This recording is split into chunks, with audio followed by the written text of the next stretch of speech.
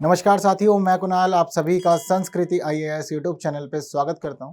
आज की वीडियो में हम लोग बात करने वाले हैं कि क्या हमारे देश का संविधान राष्ट्रपति और राज्यपाल को यौन उत्पीड़न के मामले में भी सुरक्षा प्रदान करता है। एक बेहद महत्वपूर्ण विषय है ये अपने आप में, क्योंकि अभी भारत में चल रहे चुनावी दौर के बीच पश्चिम बंगाल के राज्यपाल के ऊपर यह आरोप लगाए गए हैं कि उन्होंने एक महिला के साथ यौन शोषण किया है। अब इसी बीच देखना जानना समझना यह होगा कि क्या इन आरोपों के पश्चात राज्यपाल साहब के विरुद्ध कोई न्यायिक कार्यवाही होगी या वह पूरी तरह से सुरक्षित है। तो यही है हम लोग की आज की न्यूज़, जिसमें हमें देखने को यह मिल रहा है कि लोकसभा चुनाव के बीच पश्चिम बंगाल की जो तृणमूल कांग्रेस सरकार है उसने राज्यपाल सी.वी. आनंद बोस के ऊपर यौन उत्पीड़न का आरोप लगाया है। हालांकि यह कोई राजनीतिक मुद्दा नहीं है, यहाँ पर एक महिला भी बीच में है, जिस महिला ने खुद आकर के ये सभी चीजें एक्सेप्ट की हैं कि मेरे साथ 2 बार यौन उत्पीड़न का प्रयास किया गया है। पूरा मामला हम लोग अच्छे समझेंगे, देखेंगे राज्यपाल के पास कौन कौन से विशेष अधिकार हैं इस स्थिति में, और इससे संबंधित पुराने कौन कौन से न्यायिक मामले रहे हैं। हर एक चीज को हम लोग समझते जानते हुए आगे बढ़ेंगे, लेकिन उस सबसे पहले जरूरी है कि एक प्री का प्रश्न देख लिया जाए। हो सकता है कि आप लोगों से प्री परीक्षा में इस प्रकार का एक प्रश्न पूछ लिया जाए, तो यदि चीज़ें क्लियर है तो कुछ नहीं, बस आंसर कमेंट कर दीजिए और अपने मेंस के नोट्स जरूर बना लीजिएगा, ताकि आपको कोई दिक्कत परेशानी मुख्य परीक्षा में फेस ना करनी पड़े। और इस प्रकार के प्रश्न आ सकते हैं, इसमें कोई दो राय नहीं है, महत्वपूर्ण है अनुच्छेद 361 संविधान का। ठीक है, चलिए आगे बढ़ते हैं और देखते हैं क्या स्थिति हुई है। तो हम लोग का जो फिलहाल अभी मामला है, यह मामला यह कहता है कि एक महिला है, यह महिला वर्ष 2019 से राजभवन के अंदर एक महिला कर्मचारी के रूप में कार्य कर रही है। अब कार्य कर रही है, कार्य करने के साथ साथ हम यहाँ पर यह भी देखते हैं कि यह जो महिला है वहीं पर ही जो राजभवन के क्वार्टर्स होते हैं उन क्वार्टर में ही रह रही है लगातार। अब इस महिला के द्वारा आरोप लगाया गया कि जो हमारे राज्यपाल साहब हैं, बोस साहब, उन्होंने मुझे गलत तरह से छुआ है। इन्होंने 2 घटनाएं बताई हैं ऐसी। इन्होंने बताया कि पहली घटना हुई थी 19 अप्रैल को और दूसरी हुई है 24 अप्रैल को। 19 अप्रैल की जो यह घटना है वह घटना रात की थी। जो हमारे राज्यपाल हैं उन्होंने मुझसे समय मांगा, उन्होंने कहा कि ठीक है मिलना है, बातचीत करनी है। उसके बाद में उन्होंने मुझसे गलत तरह से छुआ। हालांकि इस दौरान मेरे प्रमोशन को लेकर के भी बातचीत की गई थी। 24 अप्रैल का इंसिडेंट भी कुछ इस प्रकार है, जब राज्यपाल साहब के ऊपर यह आरोप है कि इन्होंने महिला को अपने कक्ष में बुलाया, वहां बातचीत की और वहां पर गलत तरह से छूने का प्रयास किया। महिला ने यह भी कहा है कि महिला को मौका नहीं मिल रहा था पुलिस से संपर्क करने का, लेकिन 2 मई को यह बाहर निकली है और जब जाकर के इसने पुलिस से संपर्क स्थापित किया है और अपनी कंप्लेंट रजिस्टर करवाई है। इसी के बाद ही हम देख रहे हैं कि राजनीतिक माहौल बन गया है यह पूरा मामला, और फिलहाल बंगाल के अंदर आप एक दूसरे के ऊपर यहाँ पर वार प्रतिवार चल रहे हैं। सरकार कह रही है, जो तृणमूल सरकार है, ममता बनर्जी की सरकार, वह लगातार आरोप लगा रही है कि जो गड़बड़ है यह राज्यपाल साहब की है। वही राज्यपाल साहब ने महिला के द्वारा लगाए गए सभी आरोप सिरे से खारिज कर दिए, साफ साफ मना कर दिया है कि ऐसा कुछ भी नहीं हुआ है, यह सब सिर्फ और सिर्फ तथाकथित इल्जाम है, इसके अलावा और कुछ नहीं है, मैं पूरी तरह से क्लीन हूँ। ये सब बातें तो हो गई इनकी आपसी। अब आगे की जिम्मेदारी जो है वह न्यायालय की है। अब यहाँ पर न्यायालय को यह देखना होगा कि जो जो आरोप लगाए गए हैं वह सही है या नहीं है। बाकी और मामले जो भी चलेंगे वह न्यायपालिका में चलेंगे या वहाँ देखे जाएंगे। लेकिन इस सब के बावजूद ये तो हम लोगों की स्थिति होती है, हम लोग सामान्य रूप से यही सोचते हैं ना कि कभी आरोप अगर लगाए गए हैं तो आरोपों के बाद क्या होता है, एफआईआर दर्ज होती है, मामला कोर्ट में जाता है। लेकिन यहाँ पर जो व्यक्ति है वह व्यक्ति बहुत विशेष है और एक महत्वपूर्ण संवैधानिक पद पर है। आप वर्तमान में एक राज्य के राज्यपाल हैं। आपके संबंध में क्या क्या चीज़ें हो सकती हैं यह समझना होगा, और इसी वजह से अब बहुत अधिक चर्चाओं में आ गया है भारतीय संविधान का अनुच्छेद 361।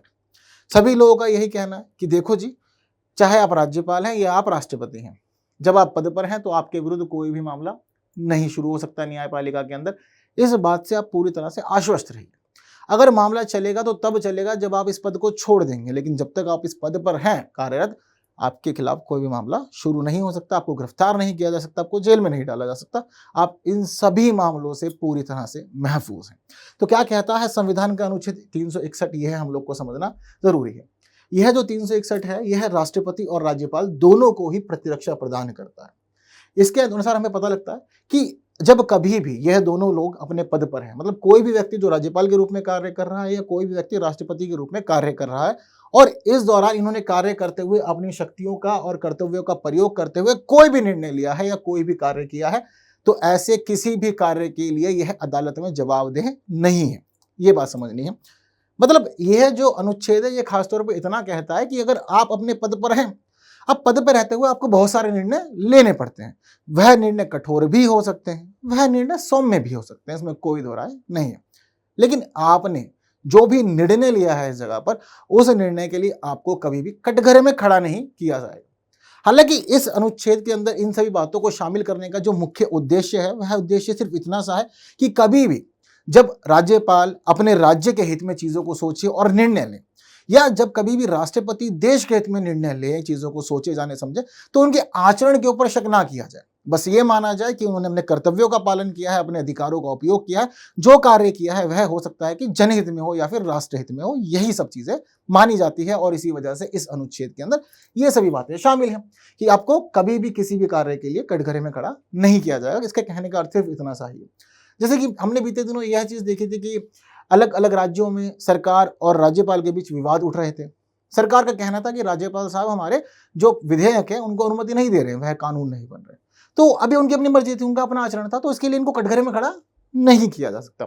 तो ऐसे ही अनेक निर्णयों के लिए चीजें था। लेकिन अब यहाँ मामला जो है ये इतना गंभीर हो गया कि आपराधिक मामलों को भी यह शामिल किए हुए है। और एक मामले में तो न्यायपालिका ने खुद यह निर्णय दिया था कि इसके अंदर व्यक्तिगत आचरण जो होगा वह भी शामिल है, और आप अपने व्यक्तिगत आचरण के लिए भी यहाँ सुरक्षा प्राप्त है। ये चीजें भी क्लियर हैं।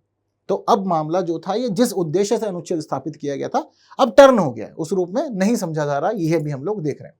तो देखिए, आपने अपने पद पर रहते हुए शक्ति और कर्तव्यों का जो भी उपयोग किया है, उसके माध्यम से जो भी कार्य किया, किसी भी कार्य के लिए आप अदालत के अंदर जवाबदेह नहीं होंगे। यह सिर्फ और सिर्फ इसी अनुच्छेद में लिखा हुआ है। वहीं दूसरी महत्वपूर्ण बात यहाँ पर यह भी लिखी हुई है कि राष्ट्रपति हो चाहे राज्यपाल हो, उनके खिलाफ उनके कार्यकाल के दौरान कभी भी न्यायपालिका में आपराधिक कार्यवाही शुरू या जारी नहीं रखी जा सकती। यह बात भी ध्यान देनी होगी। तो यहाँ हमें साफ तौर पर यह भी पता लग रहा है कि इस यौन उत्पीड़न वाले मामले में जो राज्यपाल साहब हैं, बोस साहब, उनके विरुद्ध कोई भी कार्यवाही नहीं हो सकती है। ये चीजें क्लियर हैं। सिर्फ आपराधिक कार्यवाही शुरू ही नहीं की जा सकती, इसके अलावा यह भी ध्यान रखिएगा कि मान लीजिए किसी व्यक्ति के खिलाफ आपने आपराधिक कार्यवाही की और कोर्ट ने जजमेंट दे दिया कि व्यक्ति को गिरफ्तार किया जाना है, लेकिन अगर उस व्यक्ति को तत्काल प्रभाव से किसी राज्य का राज्यपाल नियुक्त कर दिया गया, तब उसके बाद आप उस व्यक्ति को सजा भी नहीं दे सकते, क्योंकि ना तो गिरफ्तारी का प्रावधान है और ना ही कारावास का। यह सब चीजें भी नहीं हो सकती। यानी कि एक प्रकार से राष्ट्रपति और राज्यपाल के लिए महत्वपूर्ण सुरक्षा प्रदान करने वाला अनुच्छेद है ये।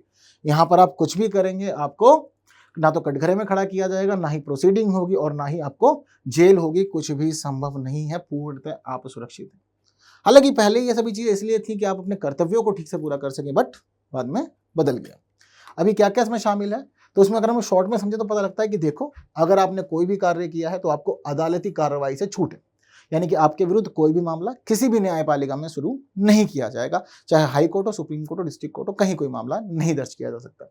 राष्ट्रपति के आचरण के लिए भी कोई मामला नहीं चलेगा। कभी भी यह नहीं किया जा सकता यहाँ पर कि आपका जो आचरण था, आपका जो व्यवहार था, आपके जो निर्णय थे, आपकी जो स्टेटमेंट्स थी, वो गलत थी, संविधान के विरुद्ध थी, वगैरह वगैरह, कुछ भी नहीं कह सकते। ये बात भी ध्यान रखिएगा। यहाँ पर इतना भी ध्यान रखिएगा, कभी हो सकता है कि आप संविधान की अगेंस्ट तक चले जाएं तो भी आपके खिलाफ कोई भी मामला किसी भी कोर्ट में शुरू नहीं होगा। इस बात का भी ध्यान रखना होगा। चीजें क्लियर हैं। इसके साथ ही यहाँ पर यह भी देखने को मिल रहा है कि कोई आपराधिक कार्यवाही शुरू नहीं की जा सकती न्यायपालिका के अंदर, और कभी भी जो व्यक्ति राष्ट्रपति या राज्यपाल के पद पर है, ना तो गिरफ्तार किया जाएगा, ना उसको जेल में डाला जाएगा। यह महत्वपूर्ण सुरक्षा प्राप्त है। हालांकि एक खास मामला यहाँ पर यह भी है जिसके अंदर सुरक्षा प्राप्त नहीं है। अगर कभी भी यह देखा जाता है कि कोई मामला शुरू करना है राज्यपाल या राष्ट्रपति के खिलाफ, तो पहली बात तो वह व्यक्तिगत कार्यों से संबंधित होना चाहिए और सिविल मामला होना चाहिए। अगर व्यक्तिगत कार्यों से संबंधित कोई सिविल मामला है और आप चाहते हैं कि कोई प्रोसीडिंग शुरू हो, तो आप शुरू कर सकते हैं, लेकिन 2 महीने का नोटिस पहले देना होगा। मतलब 2 महीने पहले सूचना देकर के ही आप ये सब कार्य कर सकते हैं। तो यही है पूरे की पूरी बात अनुच्छेद 361 की। कहाँ कहाँ पे सुरक्षा प्राप्त है आप समझ गए हैं, कहाँ सुरक्षा प्राप्त नहीं, मतलब कहाँ पे एक्शन लिया जा सकता है, वह भी मैंने आप लोग को क्लियर कर दिया है। हर एक चीज समझ गए आप लोग। तो पता लग रहा है कि मामला बेशक यौन उत्पीड़न का है, लेकिन यहाँ पर कुछ भी नहीं हो सकता, पूरी तरह से सुरक्षित हैं अभी वर्तमान में इस पद पर रहते हुए बोस साहब। हो सकता है कि पद से जब यह मुक्त हो जाए तो उसके बाद इनके विरुद्ध कोई कार्रवाई हो जाए, यह वास्तव में संभव है, इसमें कोई दो राय बिल्कुल भी नहीं।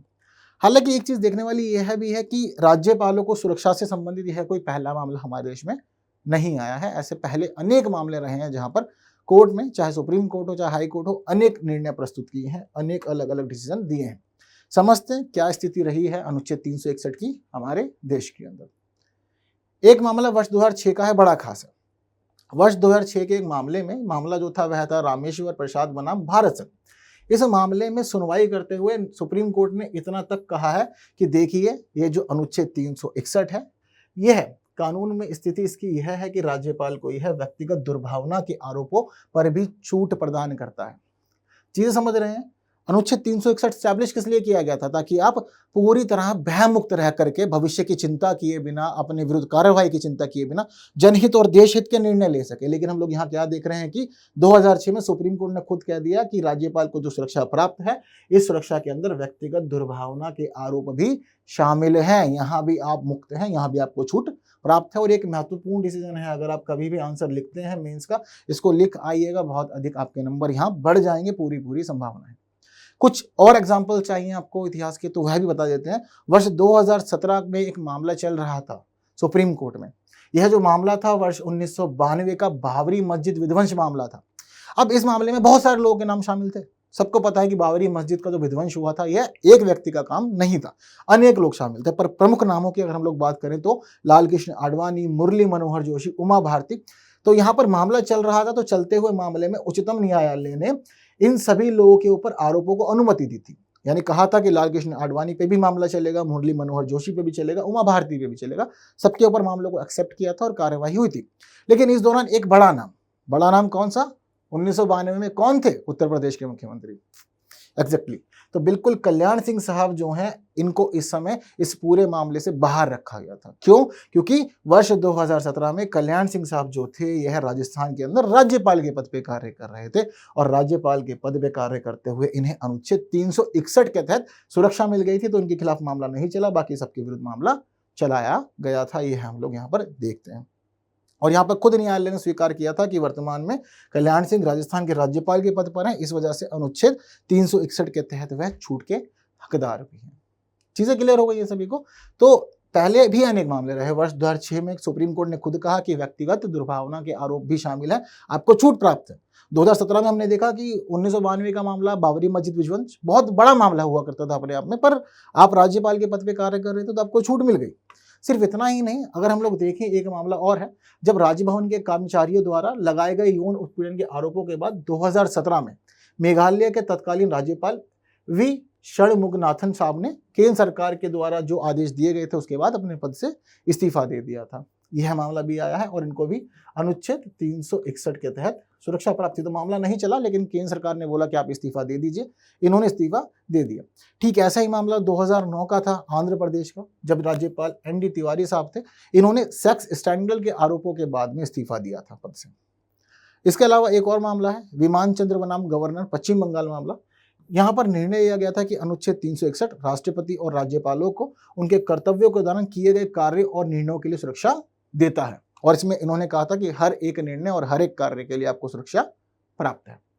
तो अब तक हम लोगों ने एक खास चीज देखी कि संविधान का अनुच्छेद 361 जो बातें कहता है तो कहता है, लेकिन इसको लेकर के सुप्रीम कोर्ट, हाई कोर्ट की क्या क्या परिभाषाएं हैं वह भी हम लोगों ने समझ ली, और साफ साफ स्पष्ट होता है कि चाहे आपने राष्ट्रहित का कार्य किया हो, चाहे आपने देश हित का कार्य किया हो, चाहे जनहित का कार्य किया हो, या इसके अलावा आपने कोई व्यक्तिगत कार्य भी कर दिया, आपके ऊपर कोई निजी आरोप भी लग गया है, आप हर एक मामले में पूरी तरह सुरक्षित है, आपके खिलाफ कार्रवाई नहीं होगी। तो अब आप समझ रहे हैं कि जो मामला है पश्चिम बंगाल का वर्तमान में, क्या होगा राज्यपाल साहब के साथ में। खैर, आप लोग का क्या मानना है? अनुच्छेद 361 को इसी रूप में पढ़ा जाना चाहिए या अनुच्छेद 361 की एक नई परिभाषा की जानी चाहिए? अब आप लोग सोचेंगे कि नई परिभाषा कैसे करेंगे, लिखा हुआ है संविधान में। देखो, हर एक चीज संभव है।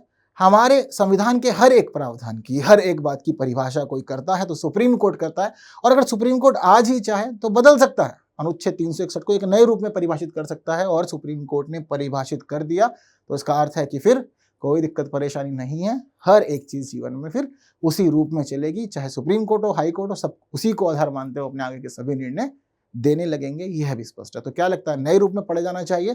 किन किन मामलों में छूट देनी चाहिए, किन किन मामलों में छूट नहीं देनी चाहिए, कमेंट में मुझे जरूर बताएं। ठीक है, इसके अलावा एक मामला और है यहाँ पर, यह भी देख लीजिए आप लोग, जेडी करकरे बनाम टीएल शेवड़े। ये इस पूरे मामले में देखा गया था कि राष्ट्रपति या राज्यपाल के कार्य अगर संविधान के अनुरूप नहीं होंगे तो उस मामले में भी उन्हें सुरक्षा प्राप्त है। जैसे कि आपको बताया, तो संविधान के अनुरूप तक कार्य नहीं होने की स्थिति में भी सुरक्षा प्राप्त है, यह भी हम लोग देख रहे हैं।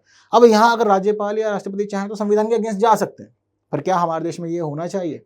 क्यों? क्योंकि हमारे देश में कोई पद या व्यक्ति कभी भी संविधान से ऊपर नहीं होता। अपने विचार कमेंट में ज़रूर दें, साथ साथ कमेंट में इस प्रश्न का उत्तर भी ज़रूर बताएं आप लोग, क्योंकि आप लोगों ने पूरी वीडियो देखी है और अच्छे से पूरा मामला समझ लिया है। अपने मेंस के नोट्स ज़रूर बना लीजिएगा और वीडियो इन्फॉर्मेटिव लगी है तो बाकी साथियों तक शेयर ज़रूर करना है। वीडियो को लाइक किए बिना भी नहीं जाना। हाँ, इसके साथ ही आपको आंसर चाहिए होगा तो देख लीजिए, आप लोग की स्क्रीन पर है। उम्मीद करता हूँ कि आंसर सही रहा होगा। बाकी बातें हम लोग करेंगे अगली वीडियो में फिर कुछ नए विषयों के साथ। तब तक के लिए मुझे विदा दीजिए। Thank you so much.